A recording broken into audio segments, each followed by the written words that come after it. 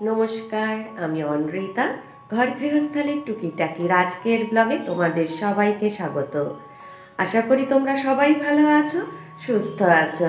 তো এখন বাজে 8:30। আজকে এই সময় থেকে আমার ব্লগটা শুরু করছি। আর বেশ কয়েকদিন ধরে শরীরটা খারাপ, তোমরা সবাই জানো।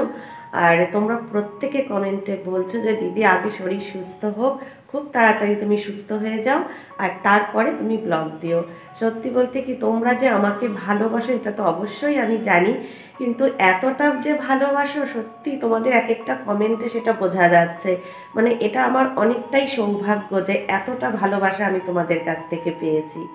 আর আরেকটা কি কথা বলো তো, আমাদের মতন হাউসওয়াইফ যারা, মানে শরীর খারাপ হলেও আমাদের সংসারের কাজ চলতেই থাকে। মানে যতক্ষণ না একেবারে বিছানায় শুয়ে পড়ছি ততক্ষণ অবধি আমাদের ছুটি নেই, বা আমরা নিজেরাও ছুটি নিতে পারি না। শুধু অন্যের দোষ দিয়ে লাভ নেই, মানে আমরা নিজেরাও পারি না শুয়ে বসে থাকতে তখন। মানে যখন আর শরীরে দেয় না, মানে ওঠার ক্ষমতা থাকে না, তখনই হয়তো আমাদের এই রোজের কাজকর্মগুলো বন্ধ থাকে। তো আমার ক্ষেত্রেও তাই, টুকটুক করে সংসারের কাজগুলো তো করছি। আর সত্যি বলতে এই কাজগুলো করছি জন্যেই হয়তো তোমাদেরকে ব্লগটাও দিতে পারছি। আর একদমই যদি শুয়ে থাকতাম, মানে যদি কোনো কিছুই করার ক্ষমতা না থাকতো, তাহলে তার ব্লগ দেওয়া যেত না। তো ওই জন্য যতটা পারছি দিচ্ছি, তবে যখন পারবো না তখন তো সত্যি আর দিতে পারবো না। আস্তে আস্তে আজকের কাজকর্মগুলোও শুরু করি, আর তোমরাও আমার সাথে থাকো আর আমার ব্লগটা দেখতে থাকো। আর সেদিন পুতুলগুলো ধুয়েছি, আর তারপর থেকে যা রোদটা জ্বালাচ্ছে কি বলবো। সেরকম না চড়া রোদই নেই, দেখো আজকেও মানে রোদে দিলাম ঠিকই, কিন্তু রোদটা সেরকম জোর নেই। আর এই ছোট পুতুলটা মনে হয় অন্য রকমের তুলো নাকি, মানে প্রচণ্ড জল পড়ছে এখনও। অথচ সেই তুলনায় বড় পুতুলটা কিন্তু প্রায় শুকিয়ে গিয়েছে, কিন্তু ছোট পুতুলটা যে কবে শুকোবে আমি নিজেই তাই ভাবছি।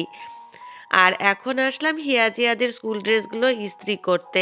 কালকে রাতে আর ইচ্ছে করছিল না যে করি, শরীরটা ভালো লাগছিল না, তো ভাবলাম যে সকালেই করব।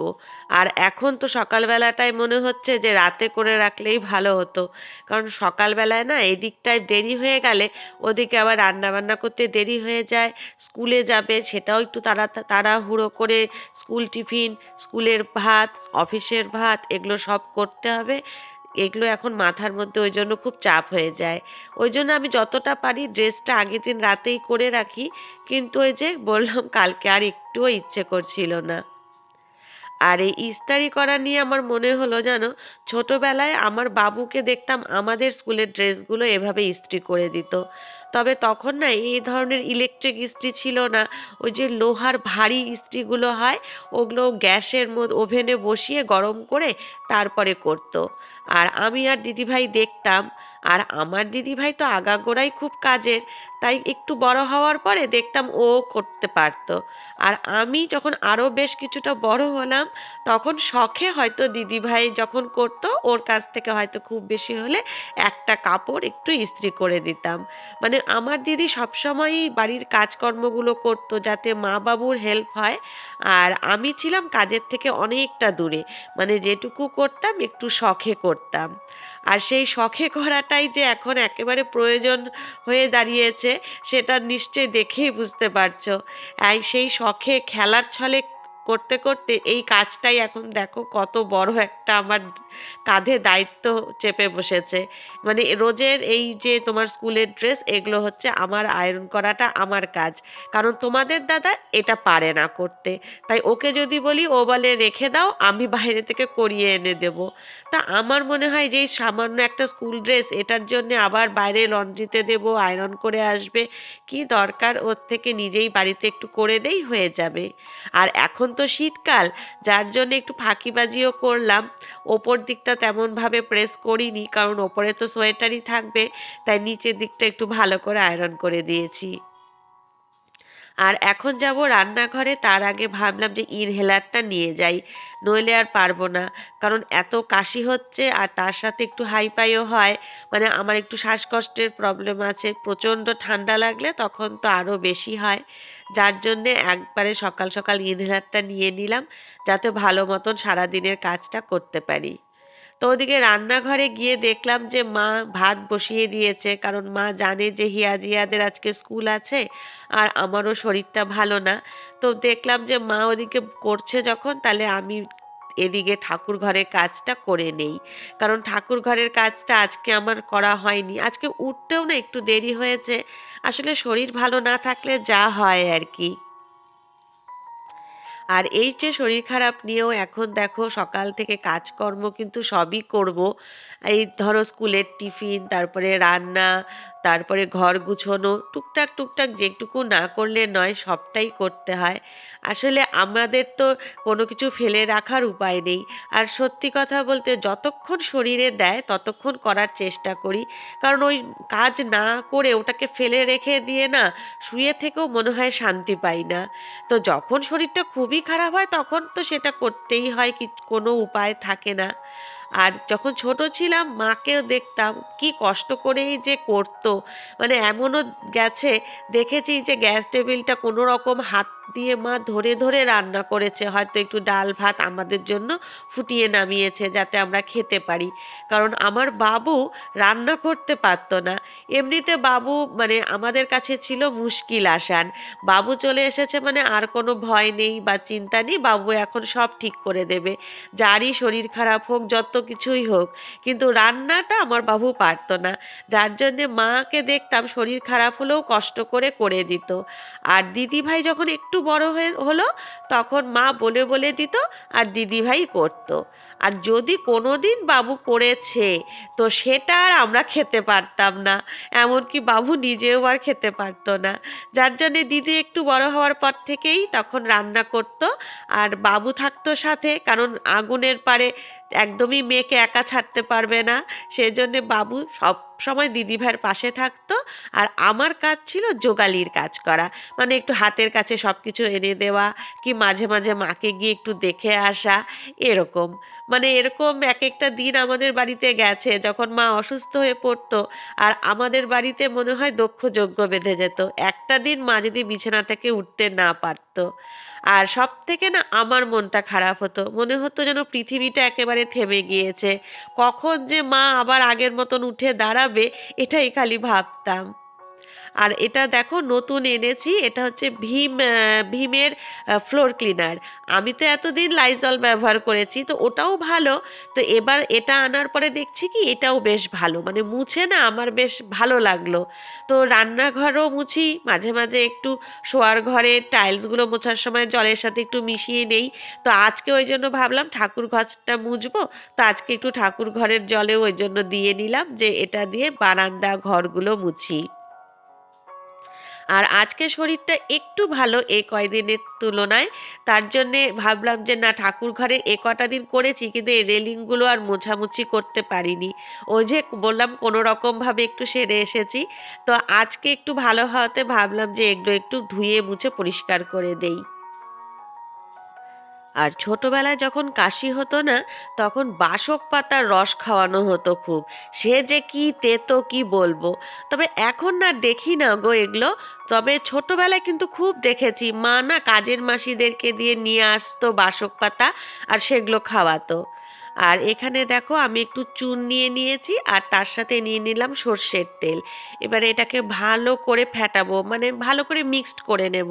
একদম যখন সাদা হয়ে যাবে তখন এটা ভালো করে গলায় মেখে নেব। এটা না গলায় দিলে সত্যি খুব কাজে দেয়, যদি ঘুষ থাকে খুব উপকার হয়, আমি তো দিয়ে খুব উপকার পাই। আর এখানে মা আতপ চাল ধুয়ে দিয়েছিল, তো আমি এটা এসে একটু রোদে দিলাম, কিছুক্ষণ থাকুক তারপরে নিয়ে গিয়ে গুঁড়ো করে দেব। আসলে এখন তো জানোই শীতের দিনে বড়া খাওয়াটা একটু বেশি হয়, বেগুনি, ধনেপাতা, বাঁধাকপি এইসবের বড়া। তো ওই জন্য চালটা গুঁড়ো করে রাখলে সুবিধে হয়। ওই দোকানের কেনা চালের গুঁড়োটা না খেতে ইচ্ছে করে না, ভেতরে একেবারে তুষে ভরা থাকে, যার জন্য বাড়িতেই এইভাবে গুঁড়োটা করে রেখে দেই।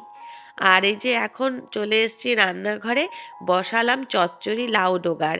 একটু লাউ ডোগা, সিম, বাঁধাকপি, আলু, পেঁয়াজকলি সব কিছু দিয়ে বসিয়ে দিয়েছি রসুন ফোড়ন দিয়ে। আর এবারে দিয়ে দিলাম একটু সর্ষে বাটা আর কাঁচা লঙ্কা বাটা। এবারে এটা ভালো করে একটু নেড়ে চেড়ে সর্ষেটা মিশিয়ে দেব। তারপরে একটু সেদ্ধ হতে যেটুকু সময় লাগে। তবে এখানে সমস্ত সবজি তো নরম, অল্প সময়ের মধ্যেই মজে যায়। আর এখন প্রায় হয়ে এসছে, আর স্বাদ মতন লবণ আর তার সাথে একটু মিষ্টি দিয়েছিলাম। এবারে একটু নেড়ে চেড়ে ভালো করে ভাজা ভাজা করে তারপরে নামিয়ে দেব। আর এদিকে বসিয়েছি লাউ, বাটা মাছ দিয়ে লাউ করব। মেথি ফোড়ন দিয়ে লাউটা ছেড়ে দিয়েছি। আর এখন দিলাম একটু জিরে বাটা আর লঙ্কা বাটা। তবে মা না এই লাউ দিয়ে মাছ করতো, এটা বরলি মাছ দিয়ে করতো, ট্যাংরা মাছ দিয়ে, এই সমস্ত মাছ দিয়েও আমরা খুব খেয়েছি। বিশেষ করে যখন খুব শরীর খারাপ হতো বা পেটের গন্ডগোল হতো, তখন মা এই লাউ দিয়ে মাছ করে দিত। তখন ওই অসুস্থ শরীরে না সেই মুখে কিন্তু এই লাউ মাছটা খেতে খুব ভালো লাগতো। তা আজকে আমি বরলি বা ট্যাংরা কোনো কিছুই পাইনি, বাটা মাছ দিয়ে করব। আর এদিকে চচ্চড়িটা প্রায় হয়ে এসছে, একটু ধনে পাতা দিয়ে দিলাম। এবার একটু ভালো করে ভাজা ভাজাটা করে তারপরে নামিয়ে নেব।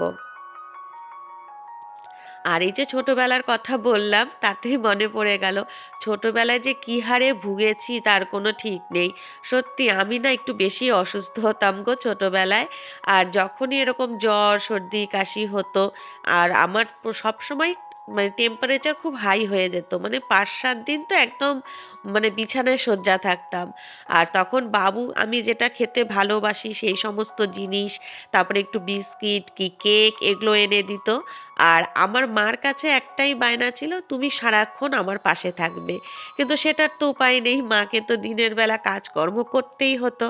আর ওই জন্য মা বলতো, তুই শুয়ে থাক, দেখবি আমি তাড়াতাড়ি কাজ করে তোর পাশে চলে আসবো।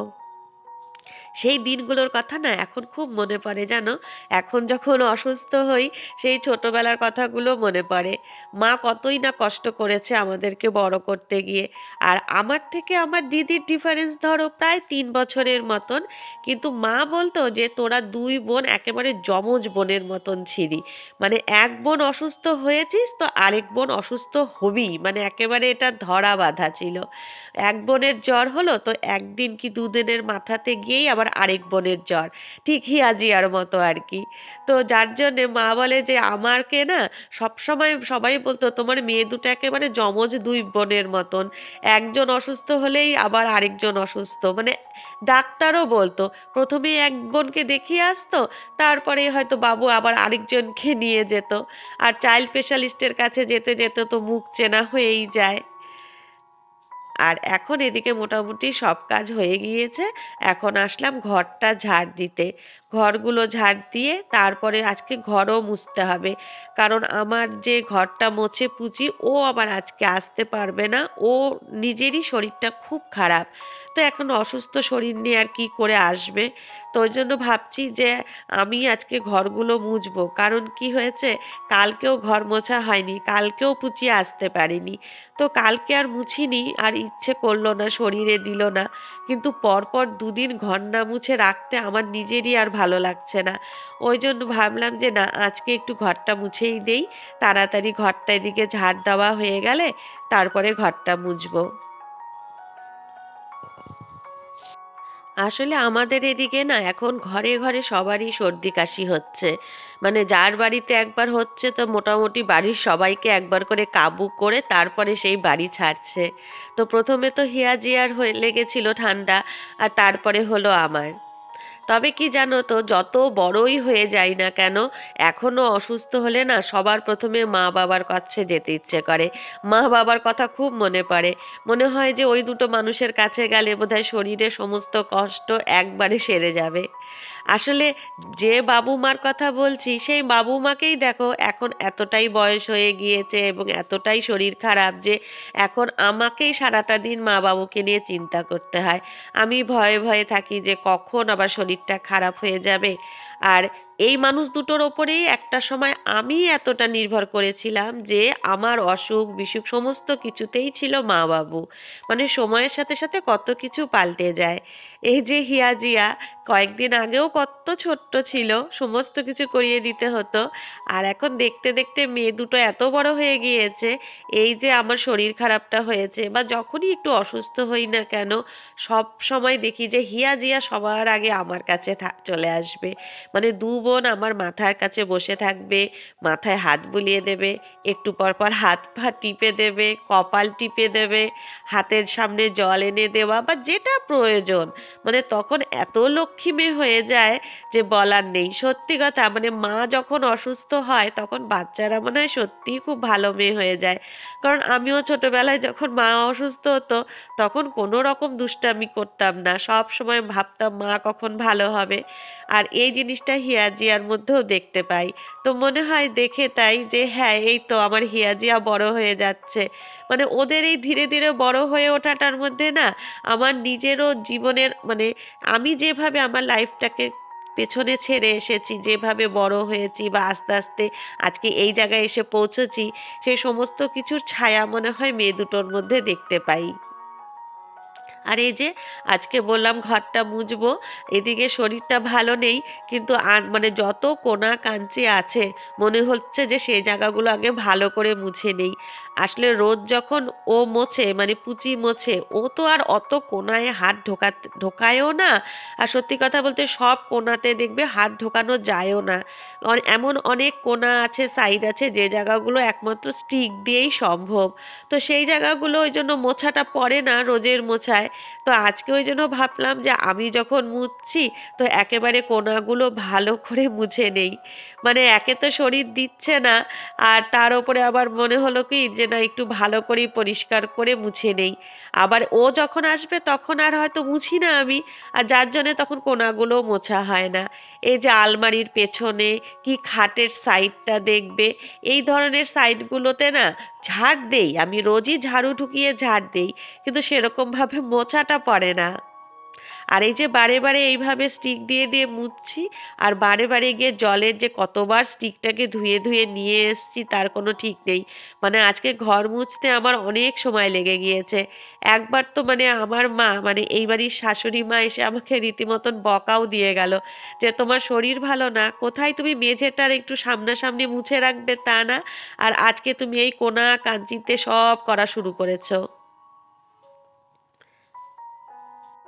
আর তোমরা আমার কাছে আমার সোয়েটার আর আমার কুর্তির কালেকশন দেখতে চেয়েছিলে, তো আমি তোমাদেরকে কথাও দিয়েছিলাম যে দেখাবো, কিন্তু কথা দেওয়ার পরেও আর দেখাতে পারছি না, বেশ কিছুদিন হয়ে গেছে। আসলে বুঝতেই পারছো শরীরটা তো ভালো নেই, শরীরটা খুবই খারাপ। তাই এই শরীর নিয়ে না আর ইচ্ছে করছে না যে ওগুলো বের করে দেখাই। তো অবশ্যই আমি দেখাবো, শরীরটা একটু ভালো হোক তারপরে আমি দেখাবো। আর এখন এই যে চলে এসেছি বারান্দা মুছতে। আর বারান্দায় আমার সব থেকে মানে মুছতে কষ্ট হয় বারান্দাটা, কারণ এত ধুলো থাকে বারান্দায় যে আমি কি বলবো। আর আজকে সেরকম আমাদের এখানে রোদও ওঠেনি, দেখতেই পেলে বাইরেটা একদমই মানে হালকা রোদ আর হালকা কুয়াশা এখনো মনে হচ্ছে। যার জন্যে না ওই যে ছাদের পুতুলগুলো দিয়ে এসছি সকালবেলা, এখনো পর্যন্ত ওগুলো শুকোয়নি। তবে একটা শুকিয়ে গেছে, বড়টা, ওই ছোটটাই শুকোয়নি। যাই হোক, এদিকে বারান্দাটাও মুছে নিলাম। আর এই গাছগুলোকে সরিয়ে সরিয়ে মুছতে সব থেকে আমার কষ্ট হয়। তো এইটা একটা বড় কাজ, ওই জন্য বারান্দা ঝাড় দেওয়া আর মোছা। আর এই যে আজকে একবার স্টিক দিয়ে মুছেছি, তো ওই জন্য ভাবলাম একবারে খাটের তলাগুলোও ভালো করে পরিষ্কার করে নেই।